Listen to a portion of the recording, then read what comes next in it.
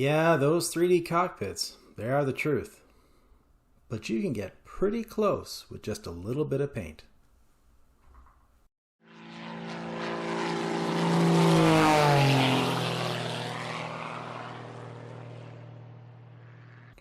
When reading kit reviews or model builds, how often have you read, "Construction started with the cockpit"? I bet you've read that one a few times. And while that statement lacks creativity, it is usually true. And when it comes to finishing those cockpits, well, you got a lot of choice. You can go crazy with the evergreen. You can fold up some photo etch sets. You can drop a bundle for one of those amazing 3D cockpit decal sets. You can also go old school with a hunk of resin and spend days and days hacking it off the mold blocks, then fitting it and sanding it and fitting it and thinning it, and ultimately regretting it. Or you could go with the parts in the kit. And these days, more and more kits have excellent cockpits right out of the box. But no matter what you choose for your cockpit, you're gonna have to paint it. Okay, except for those pre-painted 3D decal cockpits. They just need about $20 to $40 and some glue, and they look pretty good. And in this video, I'm gonna see how close I can get to those pre-painted sets using only simple techniques, acrylic paints, and a wash. Now, there are exactly 37 ways to paint a cockpit, and they all work. And some modelers are absolute masters with a brush. I am not even close.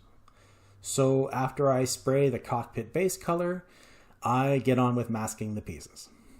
Tedious, I know, but it does make for clean outlines on the instruments and will protect your base color when dry brushing later on. So it is worth the effort. And to be honest, it isn't all that bad.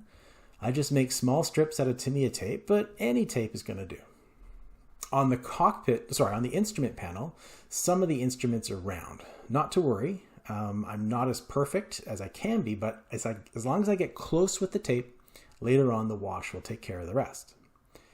As for the paint, I use NATO Black and I added an equivalent amount of Tamiya Clear. Now, why am I using this gloss mix? Later on, I'll be using a wash along the panel lines, and as you'll see, a gloss finish makes this step infinitely easier. I could also have just sprayed the color and followed with a gloss coat. But you see, I'm lazy. I did it all in one step. I'm that guy who takes all 15 grocery bags into the house at one time. There, I said it. Okay, next up, dry brushing. There is no mystery here. It may be a technique that dates back to the discovery of the New World, but it still works. I use Citadel paints for dry brushing, and I recommend 3 things. Use a brush with shorter bristles. Get almost all of the paint off the brush using a paper towel or coffee filter, and I mean almost all of it. And work diagonally across the part using the lightest of touch. And on that last tip, I'll admit, this might be scale model voodoo or some old dry brusher's tale, but for some reason working diagonally just works better? I don't know, maybe it's just me, I could be wrong. So, if you use other paints or you have a preferred dry brushing technique or some other scale model voodoo, let me know in the comments, I'd love to hear. Alright, now on to the fun part.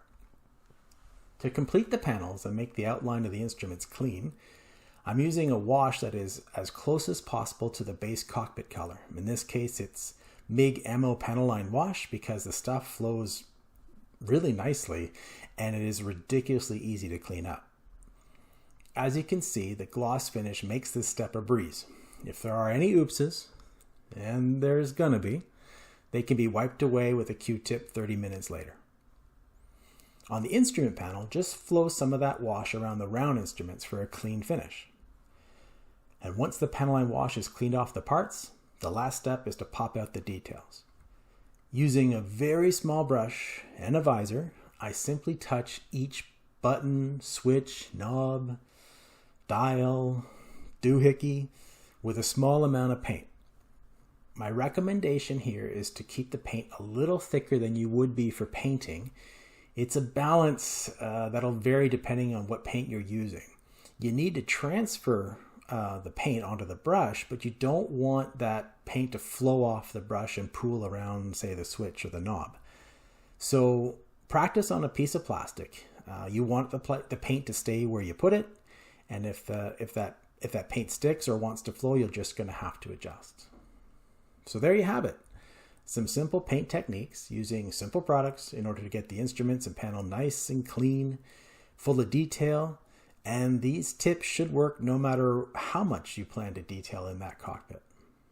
So remember, the only way to get better is to keep practicing and take risks. Thanks for watching, everyone. See you next time.